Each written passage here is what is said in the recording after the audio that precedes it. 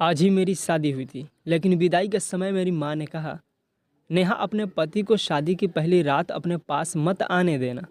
अगर शादी की पहली रात वह तेरे करीब आ गया तो वह तुझे तलाक दे देगा। इसलिए मेरी इस बात का ध्यान रखना कि तेरा पति तुझे छू ना सके। मैं हैरान होकर अपनी माँ को देखने लगी। मेरी माँ ने कहा, बस मेरी यही बात मान लो, अभी फ़िलहाल जितनी तुझसे कोशिश हो सके अपने पति से दूर रहना। मैंने कहा, लेकिन मम्मी ऐसा क्यों? वह मेरा पति है और वह क्यों मानेगा? और फिर गौतम ने कितनी जिद के बाद मुझे पाया है, फिर वह भला मेरे करीब क्यों नहीं आएगा? और फिर मेरी माँ ने मुझे ऐसी हकीकत बताई कि मैं कांप कर रह गई। मैंने कहा, माँ, आपको यह शादी नहीं करवानी चाहिए थी। आपको कम से कम गौतम की ज़िंदगी बर्बाद करने से पहले एक बार तो सोचना चाहिए था। जब यह सच्चाई गौतम को पता चलेगी तो उनका पूरा घर ही बर्बाद हो जाएगा। यह आपने अच्छा नहीं किया। मेरी आंखों में आंसू आ गए थे। मेरी माँ ने मेरी यह सच्चाई मुझसे क्यों छुपाई थी? मेरी माँ ने कहा, यह शादी गौतम की जिद पर हुई है। मैंने तो इस रिश्ते के लिए पहली बार में ही मना कर दिया था, लेकिन उन लोगों ने जब नहीं माना तो मैंने भी सोचा, अच्छा है तू भी अपने घर की हो जाएगी। हो सकता है समय गुजरने के साथ साथ तेरी ज़िंदगी में भी खुशियाँ के रंग भर जाए, क्योंकि तू कब तक हमारी दहलीज पर बैठी रहती? मैं क्या करती? उदास मन से ससुराल चली आई। मैंने ऐसा ही किया, पति को करीब ना आने दिया। सुहाग रात के कमरे में वह बेड पर बैठा मेरे हुस्न की तारीफ़ें कर रहा था, और जैसे ही उसने मेरा हाथ छुआ मैंने उसे पीछे की तरफ धकेल दिया। वह हैरान हुआ।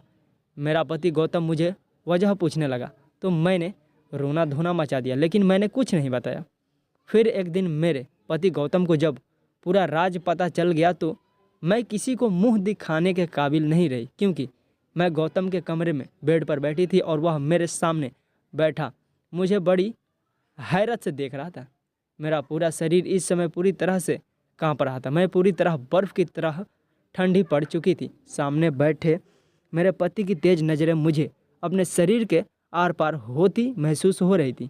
वह कहने लगा, क्या बात है नेहा, क्या यह शादी तुम्हारी मर्जी से नहीं हुई है? मैंने अपनी नज़रें उठाई और उसे देखा। मैं अपने आंसुओं को रोकने की कोशिश कर रही थी। मेरे होंठ बुरी तरह से कांप रहे थे और वह बड़े सख्त और गुस्से भरे शब्दों में मुझसे वजह पूछ रहा था। मैं चाहकर भी बोल नहीं पा रही थी कि असल वजह क्या है। उसने दोबारा से मुझे दहाड़ते हुए पूछा, नेहा, मैंने कुछ पूछा है तुमसे? उसके इस तरह की दहाड़ पर मैं पूरी तरह घबरा गई थी और ज़ोर से रोने लगी। लेकिन सामने वाला शायद पक्का इरादा कर चुका था कि मुझसे जवाब लिए बिना मुझे छोड़ेगा नहीं। गौतम ने फिर तेज आवाज़ में कहा, यह रोना धोना बंद करो और बताओ मुझे इनकार की वजह क्या है। अगर तुम यह सोच रही हो कि आज की रात मैं तुम्हारे यह आंसू देकर पिघल जाऊंगा और आज की रात तुम्हारे करीब नहीं आऊंगा, तो यह तुम्हारी गलत फहमी है और इस गलत फहमी को अपने दिल से निकाल दो। यह कहकर उसने मेरा हाथ अपने हाथ की सख्त पकड़ में ले लिया, जो बुरी तरह से कांप रहा था। मैंने अपना हाथ खींचने की कोशिश की तो वह मेरे और भी करीब आ गया। कहने लगा, क्यों नेहा, क्यों मेरा इम्तहान ले रही हो? मेरी पसंद के शादी के खूबसूरत जोड़े में सजी मेरे सामने बैठी हो और मुझे खुद के करीब भी नहीं आने दे रही हो। आखिर मैंने ऐसा कौन सा पाप कर दिया है, ऐसी कौन सी गलती की है जो तुम मुझसे यूं दूर भाग रही हो? आज हमारी शादी की पहली रात है। इस शादी को लेकर लड़के और लड़की के दिल में कितने अरमान होते हैं, और तुम आज की रात मुझे खुद के करीब क्यों नहीं आने दे रही हो? आखिर इस सब की वजह क्या है? मुझे कम से कम वजह तो बताओ। हो सकता है मैं तुम्हारी मुश्किल को हल कर दूं। मैं फरिश्ता नहीं हूँ नेहा। जो लड़की मेरे लिए हर तरह से जायज़ हो चुकी हो, उसे क्यों सजा सौंरा बस देखकर अपनी जी जलता रहूं। मैं बड़ी मुश्किल से यह समय काट रही थी।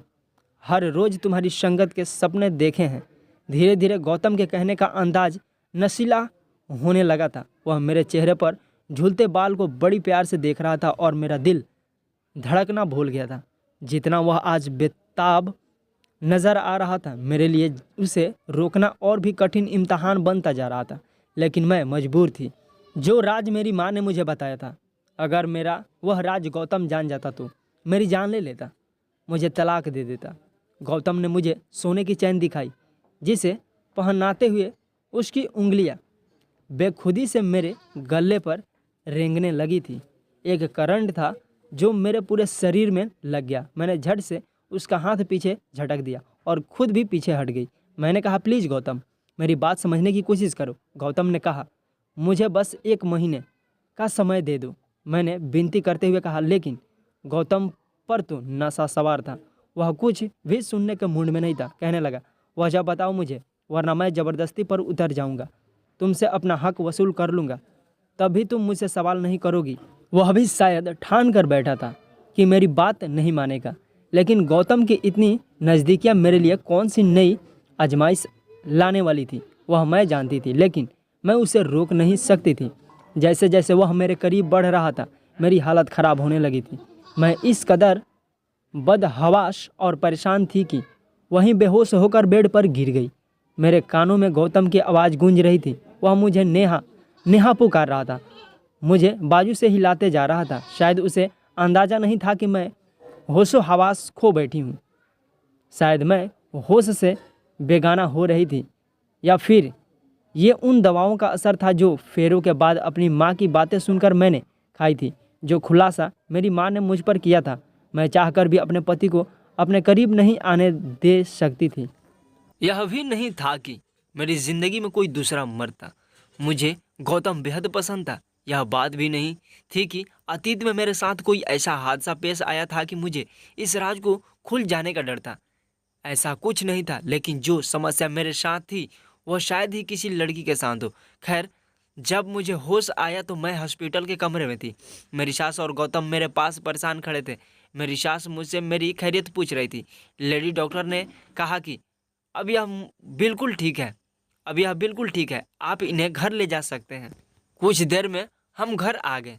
मेरी सास मुझे आराम करने का कहकर मेरे कमरे में छोड़कर चली गई। मैं अपने बेड पर लेट गई। घर पर अभी मेहमान मौजूद थे। शादी वाला घर था। मेहमानों का होना तो कोई बड़ी बात नहीं थी। मुझे गौतम के दोस्तों की बातों की आवाज़ें आ रही थी, जो गौतम से मजाक कर रहे थे कि एक ही रात में ऐसा भी तुमने अपनी पत्नी के साथ क्या कर दिया कि बेचारी बेहोश हो गई। अरे नाजुक सी लड़की थी, प्यार मोहब्बत से काम कर लेना चाहिए था, और तुमने तो उस नाजुक से फूल को मसल कर ही रख दिया। लोगों को तो बातें बनाने का मौका मिल गया था। पता नहीं सब लोग क्या समझ रहे थे।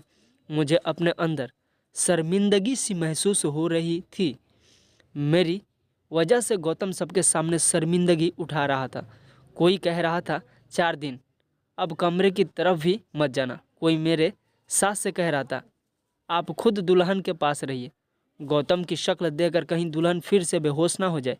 हंसी और ठहाकों की आवाज़ें मुझे अपनी ही नज़रों में गिरा रही थी, लेकिन मैं भी मजबूर थी। अगर असल वजह अपने पति को बता दी थी तो तलाक देकर वह मुझे धक्के मारकर अपने घर से निकाल देता। अगर कुछ भी ना बताती तो संबंध बनाने के कुछ ही महीने बाद वह जान जाता। मैं किस मोड़ पर आकर खड़ी हो गई थी।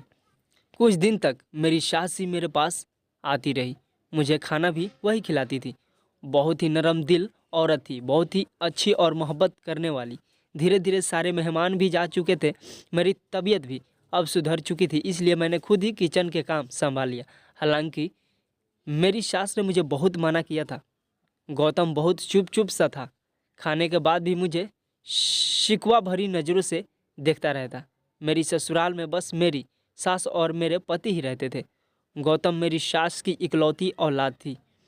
वैसे तो सब मेहमान जा चुके थे, लेकिन मेरी सास ने अपने दोस्त और उसकी बेटी को अपने पास ही रोक लिया था। मेरे सास के दोस्त की बेटी मेरी ही उम्र की थी। उसके बीए के पेपर हो चुके थे, इसलिए माँ बेटी ने महीना भर यहीं रहने का प्लान बनाया हुआ था। सोनी खूबसूरत भी बहुत थी, और जो बात मुझे खटकती थी वह यह थी कि वह गौतम के साथ बेधड़क अंदाज में रहती थी और गौतम से हंस हंस कर बातें करती थी। उस दिन भी खाने की टेबल पर सोनी गौतम से ना जाने कहाँ कहाँ की बातें किए जा रही थी, लेकिन गौतम तो उसकी बातों पर ध्यान ही नहीं दे रहा था। वह बस लिए दिए ही जवाब दे रहा था। उसकी नज़रें तो मुझ पर ही जमी हुई थी। ज़बान से मुझे कुछ नहीं कह रहा था, लेकिन उसकी नज़रें जो कुछ मुझसे कहती थी, मैं जानकर भी अनजान बन जाती थी। रात को मैं किचन के काम निपटा रही थी। मेरी सास अपने कमरे में जा चुकी थी और उनकी सहेली और सोनम भी उन्हीं के कमरे में जा चुकी थी। गौतम के इस छोटे से फ्लैट में बस दो ही कमरे थे, एक हॉल और एक डाइनिंग रूम था। मैं अभी बर्तन ही धो रही थी जब मुझे किसी की बेताब नज़रों ने उलझने पर मजबूर किया था। मैंने पलट कर देखा तो गौतम मेरे बिल्कुल पीछे खड़ा था। कहने लगा, नींद नहीं आ रही है, सर में दर्द है, मुझे एक कप चाय बना दो नेहा। मैंने चाय की केतली गैस पर रख दी। मुझे लगा था कि वह चाय का कहकर बाहर चला जाएगा। मैं किचन के काम के समय दुपट्टा किचन के दरवाजे पर लटका कर ही काम करती थी, क्योंकि उस समय मैं किचन में अकेली होती थी। फिर घर पर भी कोई देवर जेठ ससुर नहीं थे। लेकिन गौतम इस तरह अचानक से किचन में आ जाएगा और मेरे पास खड़ा हो जाएगा, मुझे अंदाज़ा ही नहीं था। वह मेरी ओर तकिल लगाए देख रहा था। जब मैं उसको अपनी तरफ गौर से देखी तो मुझे शर्म सी आने लगी थी। वह किचन के दरवाजे के पास खड़ा था, बिल्कुल वहीं पर मेरा दुपट्टा भी टंगा हुआ था। मैं वहाँ से दुपट्टा उतार कर अपने ऊपर डाल भी नहीं सकती थी। मेरी कोशिश थी कि जल्द से जल्द चाय बन जाए, लेकिन मुसीबत यह थी कि आज गैस चूल्हे को भी क्या हो गया था, इतना स्लो चल रहा था। शायद चूल्हे में कोई कचरा फंसा हुआ था।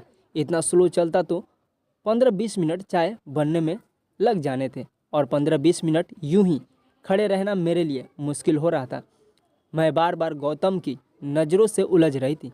दिल की धड़कनें मेरे काबू से बाहर थी। तभी अचानक मुझे गौतम की आवाज़ अपने कानों में सुनाई दी। गौतम कह रहा था, नेहा, तुम्हारे बाल कितने लंबे और खूबसूरत हैं। मैंने तो आज गौर किया है। वह थोड़ा सा और मेरी तरफ बढ़ चुका था। किचन छोटा था, इसलिए वह मेरे बहुत ही करीब पहुंच चुका था। मैं उस समय बहुत नर्वस हो रही थी। वह बिल्कुल मेरे सामने आकर खड़ा हो गया, मेरे चेहरे को गौर से देखने लगा। वह बोला, जानती हूँ, मैंने जब तुम्हें पहली बार अपने दोस्त की शादी पर देखा था, तुम्हारी मुस्कुराहट से तुम्हारे चेहरे पर पड़ने वाले डिम्पल ने मेरा दिल ही मुझसे छीन लिया था। मैं जब तक उस शादी के फंक्शन में मौजूद रहा, मेरी नज़र लगातार तुम पर ही थी। बस वही अपना दिल तुम पर ऐसा हारा कि जब तक रिश्ता पक्का नहीं हो गया, मेरा सुकून और चैन जैसे मुझसे छीन ही गया था। यह कहते हुए वह मेरे और भी करीब आ गया था। मैं पीछे सेल्फ से जा लगी थी। गौतम, प्लीज़ पीछे हटो, मुझे अपना दुपट्टा लेना है। मैंने अपने माथे पर आए हुए पसीनों को साफ किया था। गौतम ने कहा, क्यों, यहाँ कोई गैर है क्या जिससे तुम्हें अपने आप को छिपाना है? पति पत्नी तो वैसे भी एक दूसरे के होते हैं। गौतम मुझसे और भी करीब हो गया और मुझे कमर से पकड़ लिया और अपने होठ मेरी गर्दन पर रख दिए। उसकी गरम गरम सांसों से मैं पिघलने लगी थी। मेरी हालत अब और भी ज़्यादा ख़राब होने लगी थी। इससे पहले कि वह मेरे चेहरे को अपने हाथों में लेता, मैंने उसे पीछे धक्का दिया और किचन से बाहर निकल गई। तेज़ी से अपने कमरे में जाकर दरवाज़ा बंद कर लिया। मैं कैसे गौतम की बढ़ती हुई बेकरारी को रोक सकती थी? वह पति था मेरा, मुझसे मोहब्बत करता था। उसने अपने दोस्त की शादी में मुझे पसंद कर लिया था और मेरे घर रिश्ता भेज दिया था। मेरी माँ ने पहले इस रिश्ते के लिए मना कर दिया था, और जब तक यह रिश्ता पक्का नहीं हो गया, उसने हमारे घर की दहलीज नहीं छोड़ी थी। वह ना जाने कब से मेरे इंतज़ार में था, और जब आज मैं उसकी पत्नी बनकर उसके घर में मौजूद थी, तो वह मुझे जी भर कर प्यार भी नहीं कर सकता था, क्योंकि मैंने उसे इजाज़त नहीं दी थी। वह अपनी जगह सही था, लेकिन जिस मुश्किल में मैं फंस चुकी थी, वह मेरे लिए एक मुसीबत बन गई थी। टेंशन के कारण मैं रोने लगी थी। पत्थर की तो मैं भी नहीं थी, एक नेचुरल सा रिश्ता था। जितनी मोहब्बत और संगत की तड़प गौतम को थी, गौतम का रवैया शायद मेरे साथ ठीक ही था। वह कब तक मेरे साथ नरमी से रह सकता था, लेकिन मेरी जान पर उस समय बन आई जब मैंने सोनी को गौतम के आगे पीछे घूमते देखा। वह बड़ी खुशी से दौड़ दौड़ कर गौतम के सारे काम कर रही थी। हैरत तो मुझे यह देखकर भी हुई कि शाम को जब गौतम ऑफिस से वापस आता था, उस समय सोनी नई नवेली दुल्हनों की तरह तैयार होकर दरवाजे पर खड़ी रहती थी। जैसे ही गौतम अंदर आता, सोनी भागकर उसके करीब जाती, उसे मुस्कुराते हुए हेलो कहती और उसके हाथ से बैग ले लेती। जो जिम्मेदारी मेरी थी वह बड़ी खुशी से सोनी निभा रही थी और मेरे अंदर तो जैसे आग ही लग गई थी। लेकिन मैं क्या कह सकती थी, क्योंकि गौतम खुद उसे इतनी अहमियत दे रहा था। शायद इसलिए कि जो वह चाहता था वह मैं पूरा नहीं कर सकती थी। बात यहीं तक रुकी रहती तो ठीक था। एक बार रात के समय मेरी आंख खुली तो मुझे बाहर डाइनिंग रूम से बातों की आवाज़ें आ रही थी। जब मैं कमरे से बाहर निकली तो दोनों ही हंस हंस कर बातें कर रहे थे। सामने चाय के 2 कप भी पड़े हुए थे। मुझे देखकर सोनी की हंसी का तो ब्रेक लग गए थे, लेकिन गौतम बिल्कुल बेपरवाह सा बैठा हुआ था और सोनी से बातें कर रहा था, जैसे उसे मेरे होने या ना होने का कोई परवाह ही ना हो। तो हेलो दोस्तों, आज का कहानी यहीं पे समाप्त होता है। इसका सेकंड पार्ट सुनने के लिए हमारे चैनल को सब्सक्राइब करें। इसका सेकंड पार्ट बहुत ही जल्द 2 दिनों के बाद इसी चैनल पे अपलोड हो जाएगा।